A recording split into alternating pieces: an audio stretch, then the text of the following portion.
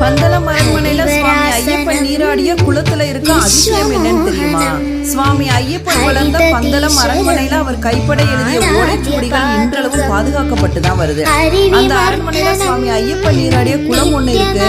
இந்த குளத்தோட அதிசயம் என்னன்னா, நார்மலா கார்த்திகை மார்கழி மாதங்கள்ல குளம் ஆத்திரக்க தண்ணி எல்லாம் ரொம்ப ஜில்லுன்னு இருக்கும். ஆனா சுவாமி ஐயப்பன் நீராடிய இந்த குளத்துல இருக்க நீர் வருஷம் 365 நாளுமே வெதுவெதுப்பாதான் இருக்கும். இன்னைக்கும் பந்தள அரண்மனைக்கு போனீங்கன்னா இந்த குளத்தை பார்க்க முடியும். எந்த குளிர்காலமா இருந்தாலும் சரி, அந்த தண்ணீர் மட்டும் வெதுவெதுப்பாவே இருக்கும். இது சுவாமி ஐயப்பனோட அதிசயங்கள்ல ஒண்ணு. சுவாமி ஐயப்பன் வில்வித்தை பயின்ற குருகுலம் பந்தளம் அரண்மனையில இருந்து 1.5 கிலோமீட்டர் தூரத்துல இருக்கு. இந்த இடத்துக்கு பெயர் குருநாதன்.